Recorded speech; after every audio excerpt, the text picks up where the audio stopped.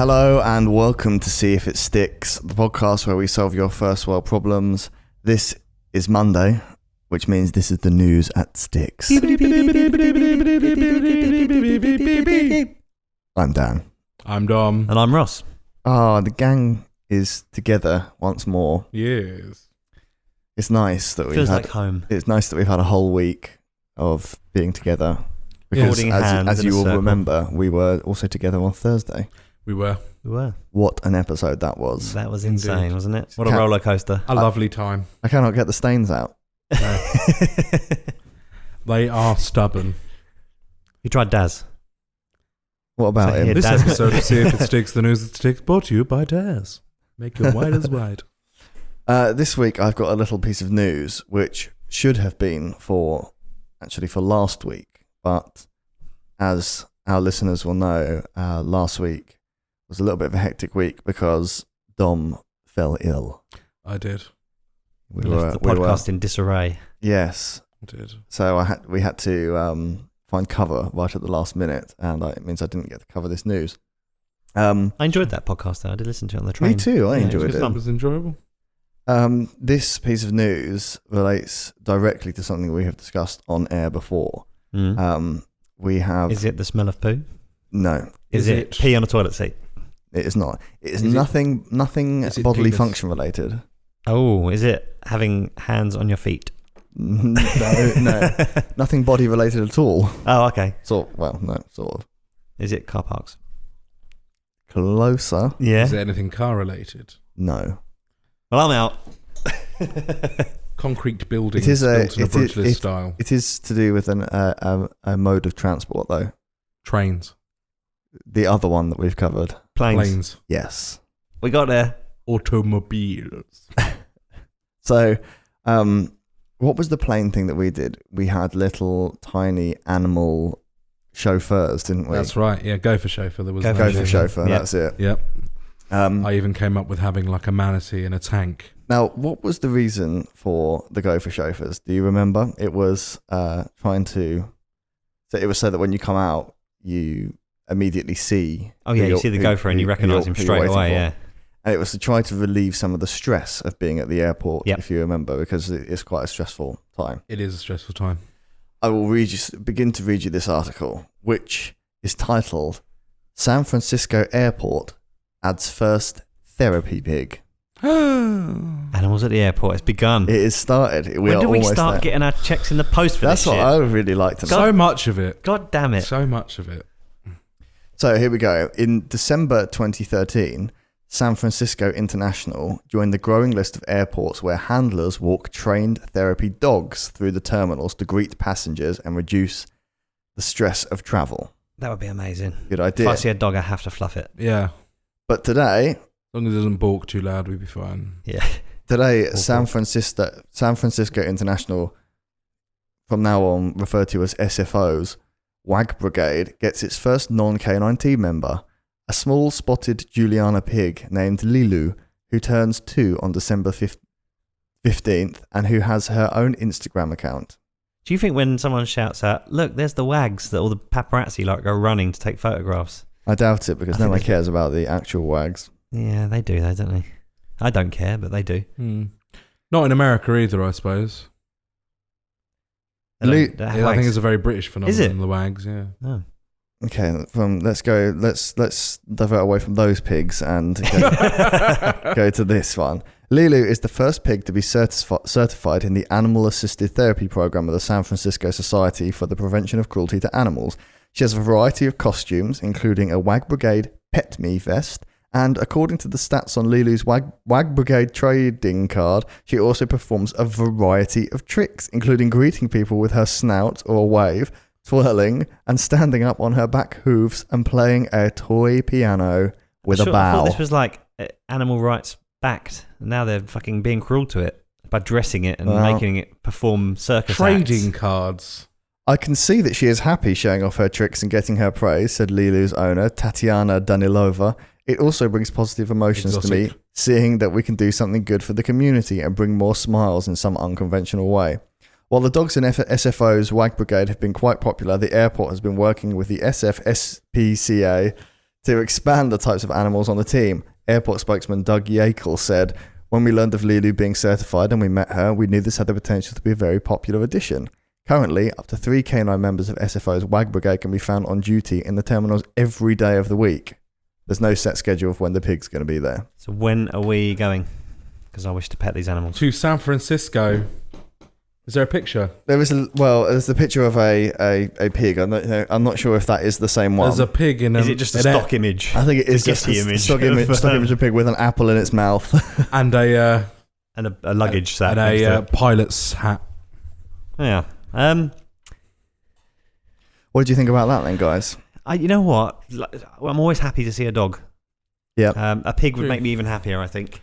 I think it's a bit much. The airport is stressful, but it's not that fucking stressful. Why do you need Also, I just want to get out of the airport. Yeah, I don't want to. If I'm coming through I assume it's arrivals, I assume I'm they fucking gunning for a door. I assume they must take them into the departures lounge, surely, because that's kind of like the worst. It's like purgatory, isn't it? Yeah, because you can't get out. Limbo. Yeah. You can't, like, when I was a smoker, that was the worst place for me to be. They have smoking areas now in a lot of them. Do they? They do, yeah. When I went in the other day, had a smoking room, so you could just go into a room and smoke. Where was that? Singapore. But But they also have a butterfly garden. Yeah, but Heathrow and Gatwick don't. No? They don't have a smoking room? Not as far as I know. No. It's because the thing is, over the here... British hate smokers. The problem is that when all like the regulations came in across Europe for the smoking ban and whatnot, and I know it's all been sort of implemented and everyone has slightly different rules on that, but it kind of, as an ex-smoker, it does annoy me like how the British government have kind of implemented it, because they literally have just like gone, fuck you. Yeah, big time. When I was on tour in France, we went to this this billiards nightclub thing. When we were in all the best venues. When we were in Cannes, and this was like after the show. Yeah, no, it was like late night. We went with the guys that we were staying with, and like apart from it being sort of like really odd, because they had this like giant dance floor down one end which we never really went near, and then all these billiards tables, and then was this upstairs with a giant bar, but there was a smoking room there, and they just sort of get around the regulations. Like, it's like, you know, like something to do with like the amount of walls, like what constitutes a room or something. I don't exactly know, but like they were all in corners, so there was only 3 walls. Yeah, that found the same thing in Germany. In a club, they had a smoking room or a floor. I can't remember. Yeah, but it was like it was triangle. three walls. Really? So it can't be a room unless it's square. I remember there being walls. some talk about this over here, because like in the early days of the smoking ban, like some pubs and that were sort of trying to get around it by sectioning off areas and saying that, you know, what defines a room is like a floor, a ceiling, and 4 walls. Yeah, 4 solid walls. So they were putting in different sort of like shapes and that, and saying, well, they can smoke in there because it ain't a room. Yeah. And things like that. But yeah, it was great. You can't smoke at a bus stop either, though, can you? Over here, and that doesn't have any fucking walls. You can't smoke at a bus stop. There's certain places that you can't, like outside train stations and stuff, you can't smoke near the building, can you? You have to be a certain distance away. I'm sure there's bus stops where you cannot allowed to smoke at. This is a thing, isn't it? We should just be a little bit more easygoing, like Europe, and just be like, fuck it. Forget. Thailand. But yeah, it was good. Like, had a little triangular shaped smoking room with giant extractor fans. As far as I'm concerned, and I'm not a smoker, so, or ever really have been, and I think that if you have a nightclub that can make the choice if they want to be a smoking venue or a non-smoking venue, as long as you have a sign outside saying this is a smoking venue, then the non-smokers just have to choose not to go in there. That was the argument at the time. I think that's what everybody thought was going to happen. Yeah. So you make it so restaurants, no smoking. That's fine. Oh god, yeah, I completely agree with a nightclub, smoking. And then if you don't like smoke and you don't want to get lung cancer, then don't go in there. Go somewhere that's non-smoking. Go to the no-smoking nightclub. Yeah. Yeah, I find this with a lot of censorship of anything. If you don't fucking like it, don't look at it. If you don't want to breathe in smoke, don't go to a room full of smoke. You know, I think people should use their own fucking brains a little bit. I think so too. Yeah, so we're getting animals. We are one step closer to go for chauffeurs because the animals are being brought to the airport. And once they train that pig up to chauffeur someone to their car, exactly. That's Fuck, exactly I wonder what what the I'm next thinking. then we animal can will be. cash in on our idea Yeah. and take them to court. Yeah. I wonder what the next animal will be. So from dogs to pigs to Grizzly bears. Falcons. It's not Falcons? Not cuddly, really, is it? No. The It'd have to screeching be- bird of prey. have to be It's like tearing people's eyes out if they get off the plane. Like battering people's faces. Crapping on all the children. Yeah. Taking away tiny, like, if you're one of those people that like take their dog on the plane with them, like a little Small chihuahua dogs, or something, yeah. just like picking it up, just picking it up and just carrying it away. Have you ever seen the film The Proposal? That happens in that film. does it? They said about don't let the dog out because there's an eagle and it will take it. Well, they do She have lets it hawks and falcons and stuff at airports to scare away the pigeons and scare away the seagulls and pigeons whatnot. to reduce the chance of bird strike on I planes. went to the Tate Modern the other day and there was a cat sitting on a chair inside, and I was like, "What the fuck's going on?" a lot of And those someone galleries. said that's for the mice. A lot of galleries and stuff like that and museums have a cat. Yeah, I've seen the Natural History he Museums looked one. fucking happy as shit, just sitting on this chair. It's like, this is my fucking gallery, guys. We went to the cathedral in Exeter. I think it was Exeter. And there was like an ancient door in there. Obviously, this cathedral is With a cat flap. hundreds of years old. No, it was this little door, and then it looked like someone had kind of like bodged like a small hole out of the bottom. And the reason is that the archbishop or whatever it was at the time that was at the cathedral had a cat to catch the mice, so he cut his cat a little hole in the door. Cool. He must have had to get planning permission for that, surely. Medieval At times. the time, mate, you know, a few hundred years ago, a cathedral was just like any building. Yeah.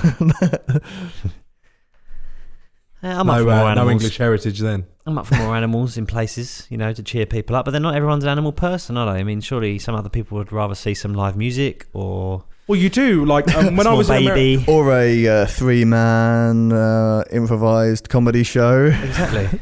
True. Heathrow Airport, if you're listeing. When I was in America, They are. They're definitely listening. when I was in America and we were having a flight back from Fort something or other in Florida, Fort Myers, and then I had a layover. Fort Boyard. Fort Boyard. That's definitely in France. And it's definitely in the middle of the sea. But I had a 6-hour layover in Charlotte, Georgia, and the airport was rather large. It's like a hub airport. A lot of people have connecting flights there. Yeah. Because you don't want to go into Charlotte and Georgia. Shit. But they had a massive main hall, and there was just a piano there, and people would just play it. You got that. Oh, they have those pianos everywhere now. They do don't now. they? Yeah, they've got them at King's Cross train station as well. Yeah. It's quite That was good. quite nice. There was a gentleman who was pretty deft at tinkling the old ivories, going away on it. Yeah, I mean, other people like babies. Maybe you could rent in some babies so the women could be like, "Oh, this is a baby." But then what if they start crying? That's not very Then you soothing. ship it out the back and you get one of the happy ones out. We can get one of the Have 'em on we can rotation. get one of the airport vultures to eat the baby. Yes, you could do that. I think. Cutting off its cries forever. Yes. I think maybe having like an army of babies out the back, so you can just bring out the happy ones. And Maybe Right, just put postnatal units in airports. So all the little, just after babies have had, like a viewing area. Yeah. Like people you who can wish just have to a see baby viewing area. Like they do in films where they go, "Which one is mine? I don't know." That old joke. them. Got a lot of pop culture fatigue at the moment. Maybe even like for something like you, Dan. What about like a drum room, like a soundproof drum room with just a drum kit in it? Well, I think they should start doing that anyway. Yeah, because just have them dotted around. we have the pianos, like especially like I would say probably the train station that I go to most often is St Pancras International in London. Nah. And one of the pianos which is in that terminal is so offensively out of tune. Yeah, I've heard it. Yeah. that It's a fucking ridiculous colour as well, It isn't just pains me every time I walk past it. There's a similar one in East. What's it called? It begins with a W. Shit. What, London place? Yeah. Woolwich? No, it's Wimbledon. No, East. By the wheel. Greenwich? No, by the actual wheel on the South Bank. Oh. Begins with W? Westminster? No, not Westminster. That's not far from the wheel, though. Something East.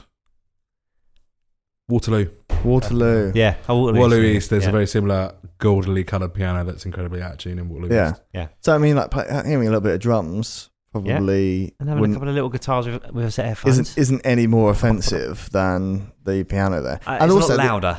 Also, the other thing is that no, those pianos can get quite a bit of volume. Not fucking snare drum loud, though, are they? No, I Snare suppose drums make you flinch. they can deaden it though. Yeah. The thing that annoys me is that I see all these amazing videos of people playing these pianos that can really play piano, and I really wish that I could play piano like. If I could really play piano, I wouldn't sit down in a train station and show anyone. Yeah, I know, but they just want to show off, don't they? But then I think, well, when's my time? When's my opportunity to show off? When are you going to put a drum kit in one of these stations? I'm not claiming that I'm like some virtuoso or anything like that, but I can hold a decent beat. I could certainly do enough that someone might come by and go, ooh. Yeah. Ooh. What would I do, Dan? Whack the bass slapping string. the bass. I'm fucking average at best at bass. Slapping the bass. I don't really have any mad skills that anyone would look at and think. You could show off your dance, your wicked cool dance. My cool dance. Your fresh moves. You ever seen Ross's dance? My dad dance. That's some funky fresh moves right there. Right. Yeah. What could I do? What could you do? Unimprovised. I'm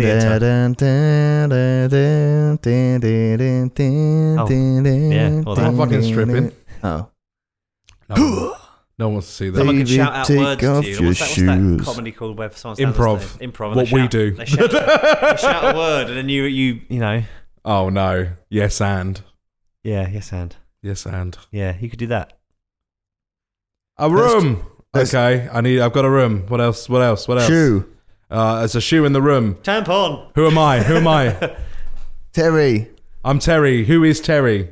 A table designer. Terry's a table designer with a shoe and a tampon. Yes, and he also has a hand-foot fetish. Terry, who is a table designer, who has a shoe, tampon, and has a hand-foot fetish. He's in a room, nondescript room, or just what kind of room is it? He's in a room in a varnish warehouse. So Terry, he's got the hand foot, he's got some varnish on it. Oh, it's up my bum. Oh, it's a fetish. And I put it on my nose, the shoe, and I'm sniffing that because I've also got a shoe fetish. And I'm sniffing that, and then the tampon's in my mouth to muffle my pleasured screams. That's me as Terry, the hand foot fetishist, also shoe fetishist, in a varnish warehouse. He's used the varnish as lube to put the hand foot up his bum, and he's smelling the shoe, meanwhile chewing on a tampon. I would watch that. Improv. Okay. I don't know if that's going to work as well as like some hipster student playing fucking chopsticks for half an hour. Yeah. Now that Dom's had his slight breakdown, are we saying... You gave me the items! You asked. I didn't realise I was going to get improv. I thought, I don't know, shout very loudly at people passing or something like that. We're in with the animals then. I'm up the for animals. Aminals. I think there should be dogs at all places that are stressful for me to pet. Like what? Is she a flanimal? The M25 should have them on ready supply. Yeah, in all the service stations. Petting dog. A dog that's just pleased to fucking see everybody. Where else is stressful? Fucking hell, everywhere. Any mate. doctor's waiting room. I mean, that is a great thing. That is a good idea. Because they do service animals for like people in hospitals and stuff like that. Be spreading a bit of disease around there, wouldn't it? I guess if everyone was petting it all the time without washing their hands. That's very true. They could just put a bit of sanitizer on. They'd have to just dog. I'd have to douse the dog in sanitizer every hour or so. Give it a little. Put it in just sort of spray it with boiling steam. Yes, they like that. They do like that. The dog loves a bit of boiling steam. I've heard that. Peels, a fresh coat of skin and fur every 5 minutes. Exactly. Or maybe you could just go to the root of the problem and douse anyone entering the building in boiling steam. That's true. Like one of those decontamination chambers in films. Yes. Yeah. If you had one of those, wouldn't it be great? As you walked into the doctor's, just decontaminates everyone, and then you haven't got to worry about the dog. Well, but the problem is the germs are still going to be inside of them. I guess, yeah. They'll The sneeze virus, in their bacteria, hand. or put masks on them. Yeah, sneeze on their hand. We should pet the dog. become Chinese and wear masks everywhere, pollution masks. That doesn't make a single bit of difference. Is it not? No. Still breathing in all the shit on you Why do they wear them then? because they Look think cool. it makes a difference. Because they idolise Michael Jackson. Ow! The ones with the little, the little circles underneath, the ones that actually filter. Yeah, like air. gas masks. Yeah, Yeah, they work. rebreathers. But those things that just go over the face, no. Oh, It really? just stops like you spitting on things and. Oh. Well, maybe it does stop the spread. If everyone wears them, it stops the spread of disease through spittle. I guess, yeah, if you've got a cold And then you're not coughs and spreading it to stuff like everyone that, else. yeah. Yeah, if everyone wore them, then yeah, it would make a difference. But Yeah. Well, thank you for that little piece of insight, Dr. Gilbert. oh, yeah, very welcome. Should we wrap this up then? Yeah. So, yeah, we're one step closer to our The edge, and I'm about to break. airport domination. Everything you say to me, one step closer to the edge, and I'm about to break. Yes. Everything you do to me, I'm about to Are you singing Linkin Park at me? break. Not even good Linkin Park. I know, it's amazing. Shut up when I'm talking to you. and they only did two good songs. I'm not going to name them, but people, What the name of the No, good I wouldn't you name them. people know. Do they? Faint was one of them. Which one was that? I'm not good with song name. I'll tell you what the two good Linkin Park songs were. The one that they did Numb and Encore with Jay-Z, Yeah. which they're One last time I hear you. interestingly not a good Jay-Z song, by my opinion, improved somewhat by the chords, the simple chord structure of that Linkin Park song. But the original Linkin Park song is also rubbish. But combined, it made a good song. And also, I liked that one because it had a good chorus that they did for the first Transformers film. Which one was that? What I've done. Oh, yeah. No, Faint. Dun, It's- dun, it's- dun. yeah, it's fine. That one. It's a no from me. That's a no from you, is it? I You do remember not. this, Tom? I do not Yes. like. Yeah. I do not like that moron trying to rap. I like his raps. I I do not- was a Fort Minor fan. I bought Fort Minor. And on that bombshell, This has Back been to the studio. this has been See If It Sticks for this week. We'll be back on Thursday for our last full podcast before Christmas, because in the coming weeks we have got our little Christmas present to you coming out.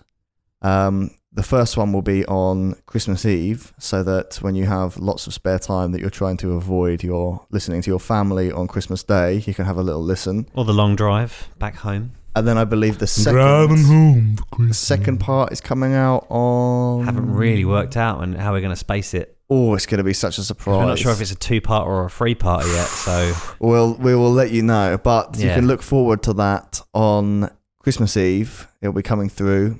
And then We'll be coming down your chimney, coming down your podcast chimney. Yeah. I find And, the klaxon has sounded. And leaving a little something in your socks. It might be jizz. So we'll, And then we'll also leave a special thing It's definitely on your jizz. phone. Yeah. we will be back on Thursday, where we will let you know what is going on. But for today, this has been the News That Sticks, and I have been Dan. I've been dumb. I've been wrong. Mm.